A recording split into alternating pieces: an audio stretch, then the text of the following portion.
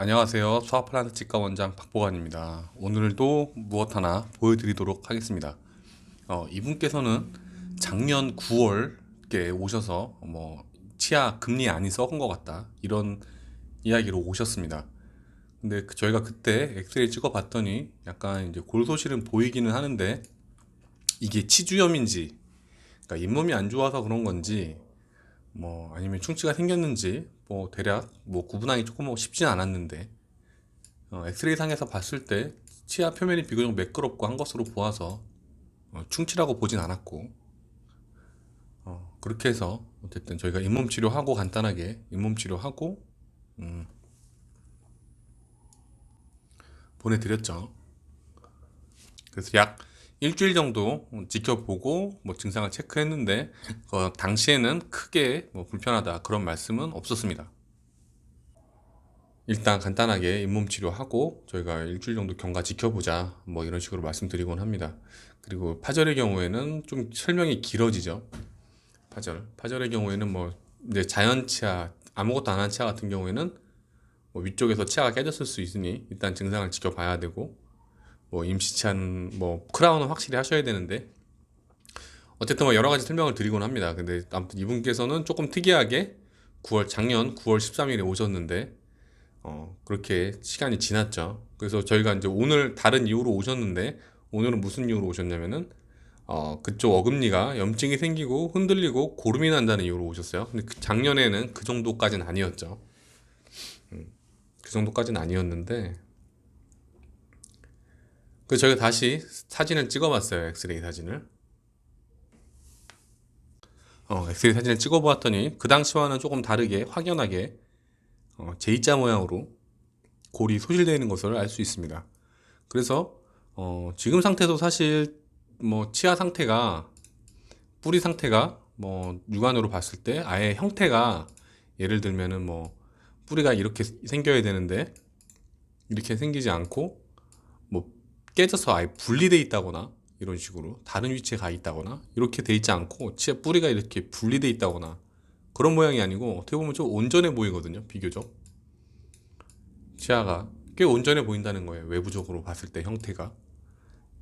근데 어쨌든 J 쉐입이죠. 이건 확연하게 치근 파절을 생각해 볼 수 있습니다. 그래서 이건 더 이상 쓸 수 없다 생각하고 발치를 하였고, 발치한 후의 모습은 다음과 같고,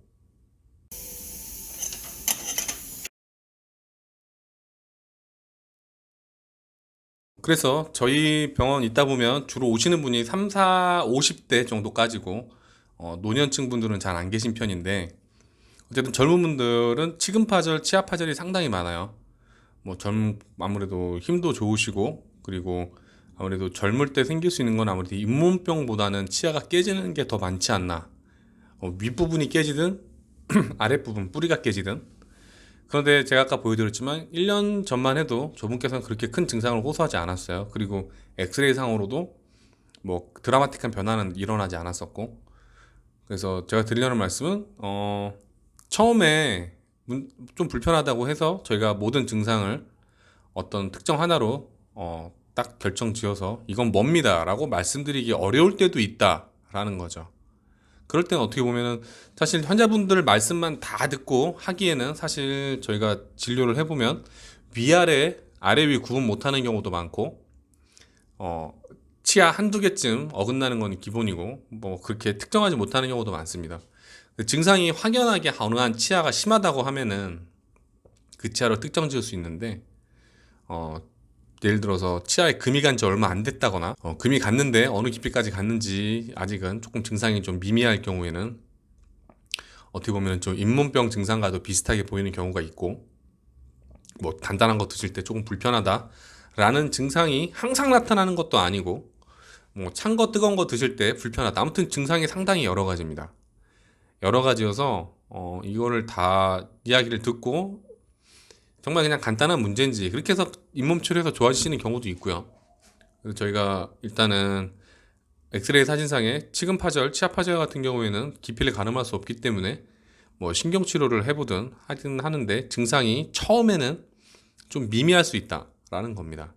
그래서 구분하기도 어렵고 사람마다 느끼는 것도 천차만별이고, 그래서 저분은 어쨌든 제가 여쭤봤더니 문진을 했더니 정작 정말 아파진 건, 많이 불편해진 건 2달 전부터라고 합니다. 그 2달 전까지는 그렇게 많이 불편한지는 모르고 지내셨다고 해요. 그래서 저렇게 치아가 다 망가지고 나서야, 주변 골 중에서도 앞쪽 골 다 소실되고 나서야, 그 빼서 보니까 아까 보셨다시피 거의 엄청 치아가 다 그냥 산산조각이 난 거죠. 안쪽에서 보이지 않게.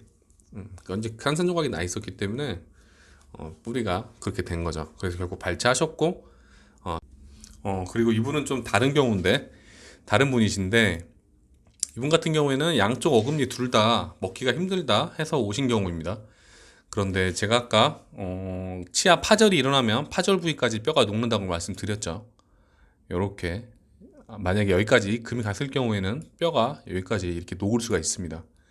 처음에 이제 금이 가자마자는 증상이 안 나타나는 편이고, 시간이 지나면서 이렇게 녹게 되죠. 그래서 만약에 파절된 라인이 요 뿌리까지 가 있다, 그런 경우에는 물론 요 아래까지 녹게 됩니다. 뼈가 이런 식으로. 그런데 지금 엑스레이 봤을 때 이분 보시면 여기 치석이 보이거든요. 살짝 이 치석 때문에 뼈가 녹은 건지 아니면은 파절 라인을 따라서 골 소실이 일어난 건지 100% 알 수는 없습니다. 그리고 이분 특징적으로 양쪽 어금니 부분 다 치아를 감싸고 있는 뼈가 그렇게 좋은 상태는 아니십니다. 그래서 더더욱 잇몸이 안 좋으신 건지 아니면은 혹 치아 파절을 의심해 볼 수 있는 건지에 대해서 조금 더 고민을 해봐야 됩니다. 근데 이분 마찬가지로 왼쪽도 치조골이 녹아 있죠. 이렇게 녹아 있습니다. 이게 이제 좀 입체적인 모양인데 어쨌든 이런 식으로 어떤 특정 부분의 뼈가 녹아 있다는 걸 볼 수 있고, 어제 말씀드렸던 TFO라는 이야기 할 때도 말씀드렸었는데, 코니컬하다, 치아 모양이 이렇게 뾰족하다, 이런 경우에 잇몸 질환이 조금 뭐 TFO가 됐든 치아 동요가 됐든 한번 일어나고 나면은 조금 취약한 편이다, 그런 거죠. 좀 연관이 많이 되죠. 서로 좀 많이 얽혀 있어요, 이야기 하다 보면. 그래서 일단 뭐 잇몸 치료하고 뭐 상태 대략 말씀드리고 지켜보는데, 어쨌든 초면에 확진 내리기 어려운 경우도 많다라는 거죠. 잇몸 치료에서 좋아지시면 다행인데 꾸준히 계속 뭔가 드셔도 아프고 그런 경우다라고 할 때는 조금 잇몸 치료하고 지켜보는 수밖에 없습니다. 차라리 시간 지나서 아까 그분처럼 결국에 뭐 그러길 바라는 건 아니지만 치조골 흡수가 확실해진다거나 뭐 불편감 뭐 내지는 그 여러 가지 증상들이 좀 확연해진다면 더 구분하기가 좋겠죠. 그래서 병원에 불편해서 갔는데 처음부터 뭐 나의 증상과 상태를 모든 것을 다 파악하고 알아봐 주면 좋겠지만 그러지 못할 수도 있다는 거죠. 특히 저런 파절의 경우에, 그런 치아는 광화된 조직이잖아요. 딱딱한 돌 같은 미네랄리제이션 된 광화된 조직이라는 거죠. 그런데 거기에 생긴 변화 때문에 생기는 그 주변의 변화는 광화된 조직의 변화보다는 늦게 나타날 수가 있어요. 그런데 그 모든 과정을 다 예측해서 환자한테 이야기하고 설득하고 거기에 대해서 뭐 발치까지 이야기할 수 있다. 저는 그렇게 별로 가능하다고 생각하지는 않습니다. 그렇기 때문에 더 신중할 수밖에 없는 거죠. 강화된 조직이기 때문에 한번 저희가 손을 대면 돌아올 수 없단 말이에요. 다시는 돌아올 수 없죠. 저희가 저 치아가 뭐 신경치료 문제가 아닌데 신경치료를 했다라고 한다면 그건 어떻게 보면 잘못된 거고 돌이킬 수 없거든요. 저희가 비가역적이라고 합니다. 치과 치료는 대다수가 비가역적이에요. 돌아올 수 없다는 거죠. 돌이킬 수가 없어요. 그래서